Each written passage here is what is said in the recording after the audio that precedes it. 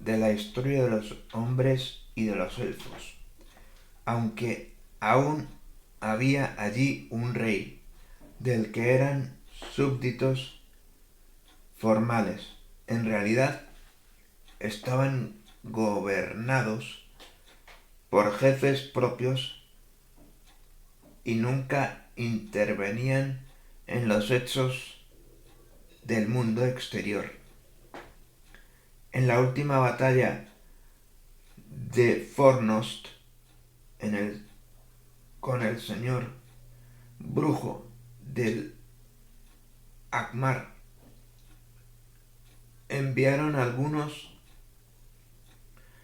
arqueros en ayuda del rey, o por lo menos así lo afirmaron.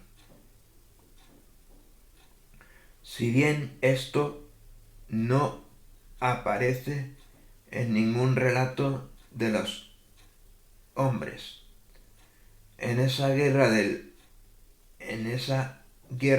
el reino del norte llegó a su fin y entonces los hobbits se apropiaron de la tierra y eligieron de entre todos los jefes a un Dain que asumió la autoridad del rey desaparecido.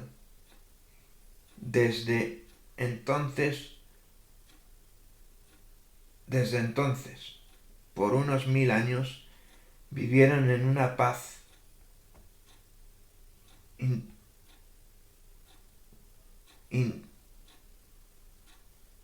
ininterrumpida y prosperaron y se multiplicaron. Después de la plaga negra.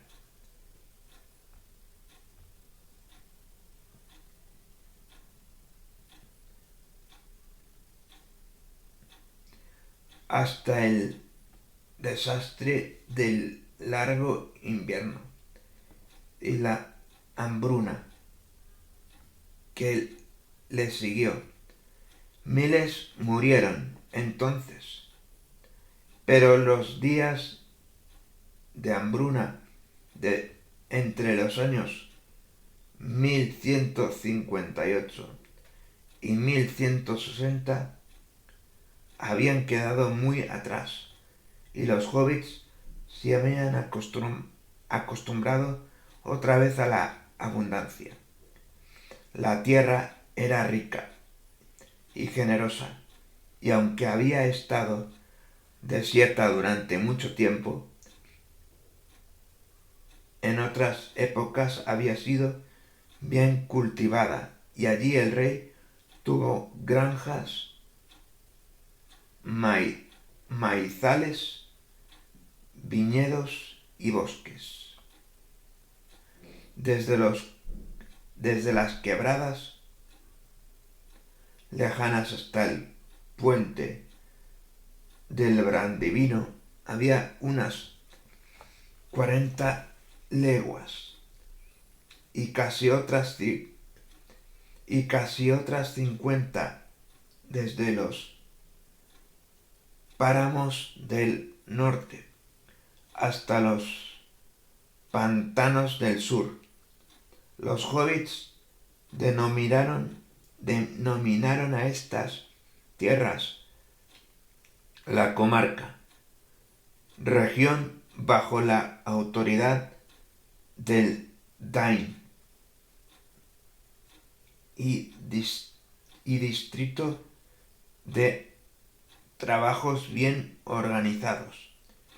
Y allí, en ese placentero rincón del mundo, llevaron una vida bien ordenada y dieron cada vez menos importancia al mundo exterior, donde se movían unas cosas oscuras, hasta llegar a pensar que la paz y la abundancia eran la norma en la Tierra Media y el derecho de todo pueblo sensato.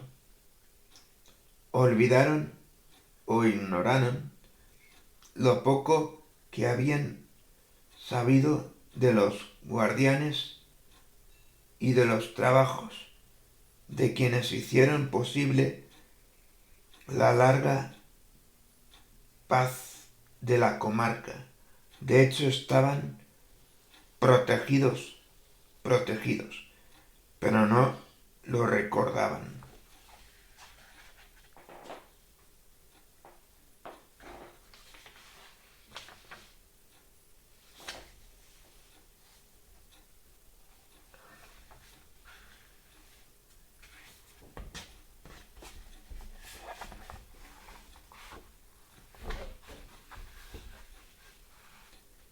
En ningún momento los hobbits fueron amantes de la guerra y jamás lucharon entre sí, si bien en tiempos remotos se vieron obligados a luchar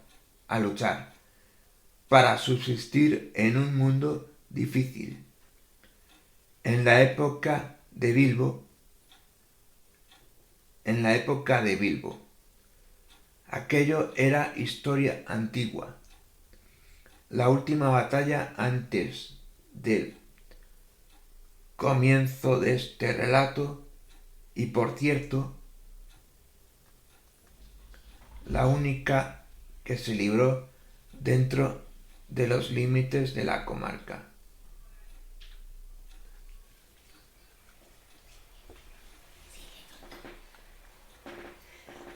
Estoy leyendo. Ya lo sé, pero necesito un plato. Sigue. O para ahí, ya está. Ahora que te lo haré de tu hermano. Es que necesito una cosa.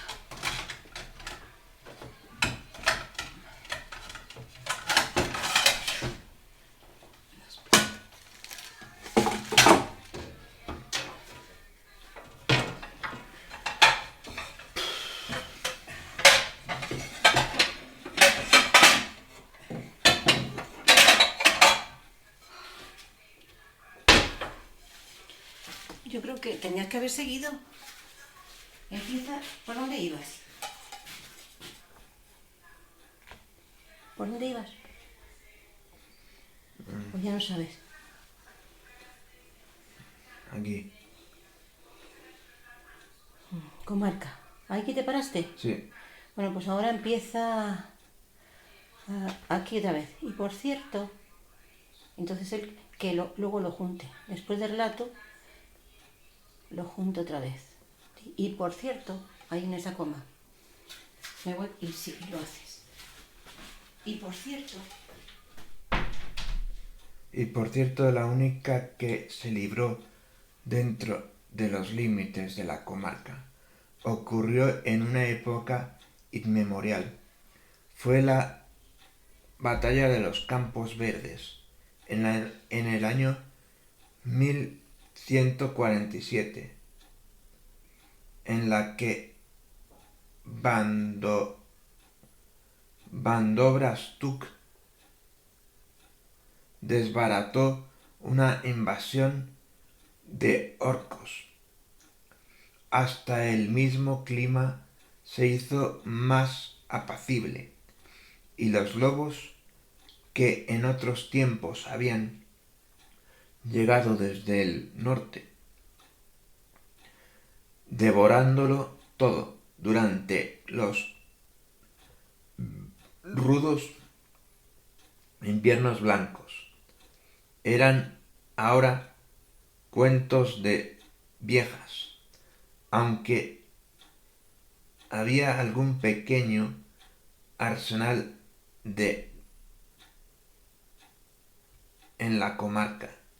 Las armas se usaban generalmente como trofeos.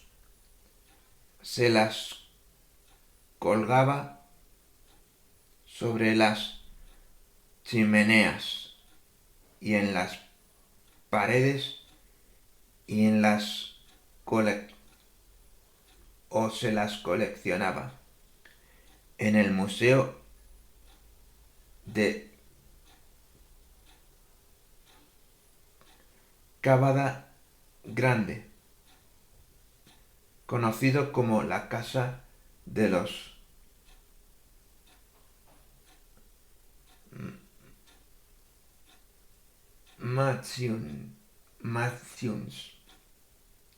Matthews. Los hobbits llamaban Mathium a todo aquello que no tenía uso inmediato y que tampoco se decidían a desechar. En las moradas de los hobbits había a menudo grandes cantidades de Mathiums, y muchos de los regalos que pasaban de mano en mano eran de esa índole.